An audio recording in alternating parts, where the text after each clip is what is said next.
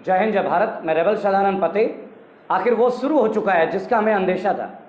अगर आप चुनाव हार जाओ तो विपक्ष के ऊपर कोई ना कोई लांछन, अगर आप इलेक्शन हार जाओ तो अपने तमाम जो हथकंडे हैं वो विपक्ष के ऊपर लगा दो। अगर आप चुनाव हार जाओ तो केवल और केवल एक चीज रह जाएगी, दैट इज पॉलिटिकल वेनेडेटा। जी हाँ दोस्तों, बंगाल चुनाव के ऊपर बात कर रहे हैं। अभी बंगाल चुनाव का रिजल्ट आए हुए महज 2 हफ्ता भी नहीं हुआ कि सीबीआई ने अपना काम करना स्टार्ट कर दिया है। मैं सीबीआई के काम करने के तरीके के ऊपर कोई उंगली नहीं उठा रहा, लेकिन ताज्जुब एक बात की हो रही है, नारदा घोटाला।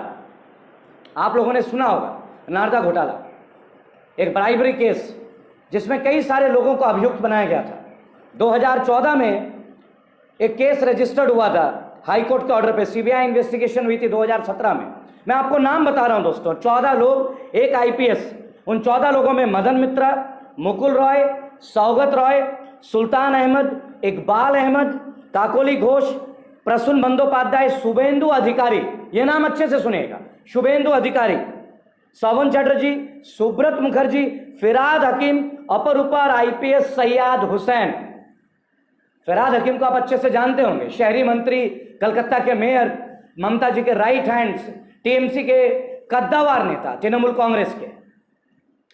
दोस्तों आपने देखा होगा 24 घंटे पहले सीबीआई ने अरेस्ट किया टीएमसी के कुछ लीडरों को, जिनका नाम है सुब्रत मुखर्जी, फिराद हकीम, शोभन चटर्जी और मदन मित्रा। ये तमाम लोग इलेक्शन अभी अभी जीते।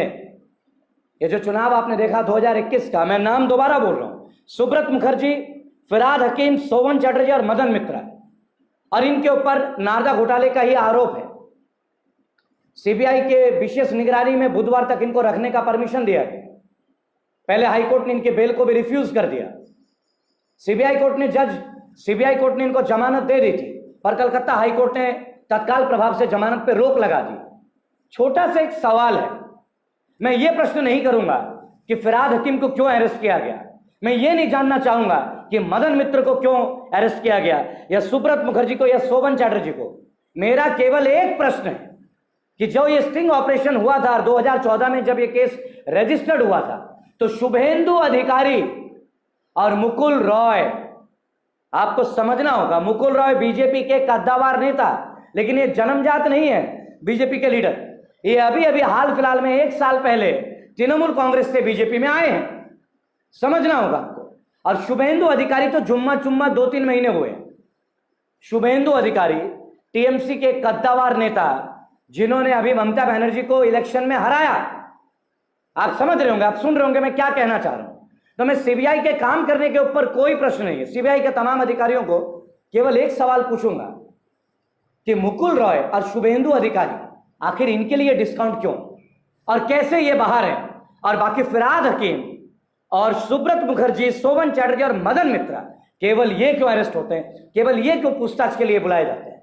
और अब तो ये अरेस्टेड है, अभी ऑफिशियल हो चुका है। तो क्या ये पॉलिटिकल वेनेडेटा नहीं है? आपको याद होगा 2014 में एक मोदी लहर आई थी। अब वो लहर है या कहर है, ये तो आप और हम बेहतर जानते हैं, लेकिन आइए 2014 के ऊपर एक बात कर ले। पहले कहा गया था 2G, 3G, 4G, जीजाजी ना जाने कितने सारे घोटाले, कांग्रेस ने तमाम घोटाले करे। ये बताने वाले मोदी जी थे। मोदी जी ने बता देगा आधार कार्ड की हमें जरूरत नहीं है। मोदी जी का रिकॉर्डेड है ये चीज। जब पेट्रोल की कीमतें हाई हुई थी, मनमोहन सिंह को चूड़ियां फेंकी गई थी स्मृति ईरानी द्वारा, हाहाकार मचा था।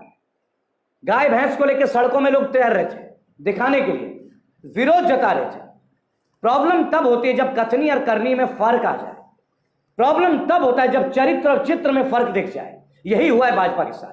वो 2G, 3G, 4G, जीजाजी जितने घोटाले थे, इन्होंने कहा था हरियाणा में अगर हमारी सरकार बनती है रॉबर्ट वाड्रा जेल जाएंगे। दोस्तों, रॉबर्ट वाड्रा जेल चले गए क्या? जरा बताना कौन से जेल में रॉबर्ट वाड्रा है। मैं भी मिलाता हूं जरा उनसे। मेरा कोई घनिष्ठ प्रेम नहीं है, लेकिन रॉबर्ट वाड्रा को चोर बताने वाले थे कौन?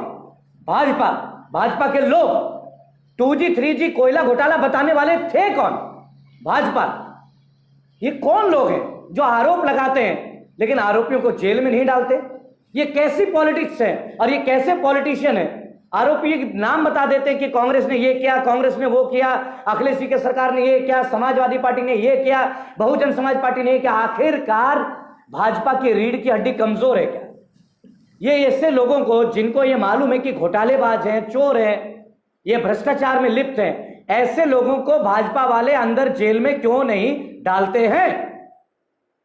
या इलेक्शन के पहले ही केवल बोलना जानते हैं? तो फिर क्यों ना मानहानि का मुकदमा इनके ऊपर भी दर्ज किया जाए, और क्यों ना रॉन्ग इंफॉर्मेशन का मुकदमा इन लोगों के ऊपर दर्ज किया जाए कि हम लोगों की भावनाओं से आप खेलते हैं। 1 लाख करोड़, 2 लाख करोड़, 3 लाख करोड़ का घोटाला। अरे अगर वो घोटाला हुआ है तो कहां है वो घोटालेबाज? और घोटालेबाज को छोड़ो, पहले घोटाले का रकम कहां है, कितना आपने वसूल कर लिया, हमें ये तो बताओगे। ताजा उदाहरण टीएमसी वालों के साथ है।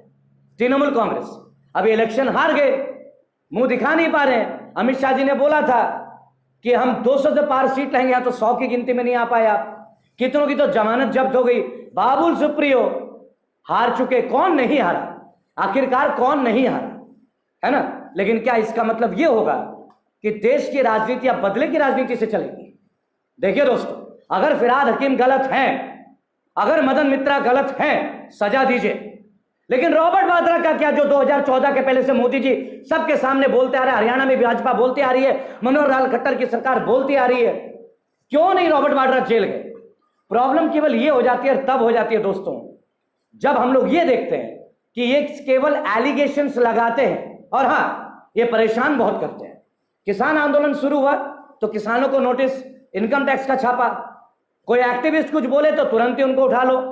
आपने उस लड़की को तो आप लोग भूले नहीं होंगे ना, टूल किट प्रकरण। लास्ट में कोर्ट ने कहा कि ये तो, पटियाला हाउस कोर्ट ने कहा ये तो निर्दोष है, इनके पास तो ऐसा कुछ भी नहीं है।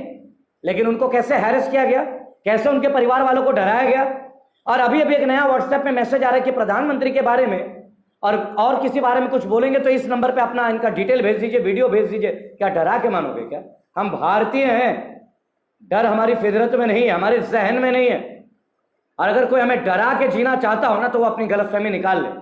सीबीआई, सीआईडी, एनआईए, ये जितने इनकम टैक्स जितने भी, ये सरकार के नहीं है, ये भारत के लिए, भारतीय लोगों के लिए। लेकिन इनका दुरुपयोग तो अवश्य हो रहा है दोस्तों, अवश्य हो रहा है। मैं आपको केवल एक बात बोलना चाहूंगा कि जो टीएमसी के फिरहाद हकीम, मदन मित्र, सुब्रत मुखर्जी, सोवन चैटर्जी के ऊपर जो ये अरेस्ट किया गया है, तो शुभेंदु अधिकारी और मुकुल रॉय जो कि अभी अभी भाजपा में घुसे हैं, इनको क्यों छोड़ दिया गया? इनको क्यों नहीं अरेस्ट किया गया? एक बहुत बड़ा सवाल है दोस्तों। अगर इस सवाल का जवाब हमें नहीं मिलता है तो हमें सीधा साधा एक जवाब मिल जाएगा कि जो भी भाजपा के विरुद्ध है, और जहां भी भाजपा बीजेपी इलेक्शन हारेगी, वहां फिर सीबीआई हरकत करेगी, सीआईडी हरकत करेगी, एनआईए हरकत करेगी, इनकम टैक्स हरकत करेगी। आखिरकार ये सब हो क्या रहा है, क्या हो रहा है? जब अमित शाह लाखों की भीड़ जुटाते तो इलेक्शन कमीशन चुप हो जाते हैं, तब उनको सोशल डिस्टेंसिंग समझ में नहीं आती। एक साधारण व्यक्ति अपने परिवार पत्नी के साथ बाइक में जा रहा तो लाठी खाता है, तो वो लाठी अमित शाह के लिए अलग क्यों, तेजस्वी यादव के लिए अलग क्यों, कोई भी पार्टी के लिए अलग क्यों, और हम आम जनता के लिए अलग क्यों? दोस्तों, हमारे देश को बदल की जरूरत है, बदले की नहीं। लेकिन जो भाजपा की नीति चल रही है अभी, ये पूर्णतः बदले की नीति चल रही है। अगर कोई पॉलिटिकल पार्टी ने इलेक्शन जीता है, अगर टीएमसी ने बंगाल में चुनाव जीता है, उसका एक सबसे बड़ा प्रत्यक्ष प्रमाण मैं हूं। क्योंकि हां, मैं गर्व से कहता हूं कि मैंने भी टीएमसी की जीत के लिए मेहनत किया, हमने जिताया। रेबल फाउंडेशन ने करके देखा, ये सब आप लोगों ने देखा है। और ये भाषण नहीं है, ग्राउंड लेवल पे 3 महीने हम थे वहां। लेकिन दोस्तों, अब जो हो रहा है, ये रिवेंजफुल एक्शन चल रहा है, और ये रिवेंज नहीं होना चाहिए। ये बदले की भावना से हट के देश को कहीं ना कहीं शुद्ध आचरण में आना चाहिए। माननीय मोदी जी, हम एक प्रश्न पूछते हैं आपसे, माननीय सीबीआई के ऑफिशियल, आपसे एक सवाल है हम लोगों का। जब आप लोगों ने फिरहाद हकीम, सुब्रत मुखर्जी, सावन चटर्जी और मदन मित्र को अरेस्ट किया, मैंने इसके ऊपर कोई टिप्पणी नहीं की, लेकिन शुभेंदु अधिकारी और मुकुल रॉय को आपने क्यों छोड़ा? पूरा भारत यह सवाल कर रहा है, हमें इस सवाल का जवाब चाहिए। अगर आप लोग मेरे से सहमत हैं तो कमेंट बॉक्स में अपना राय लिखिएगा, अपना एजुटेशन को कमेंट में लिखिएगा, और हो सके तो मेरी निवेदन है, यह वीडियो शेयर जरूर कीजिएगा। जय हिंद, जय भारत।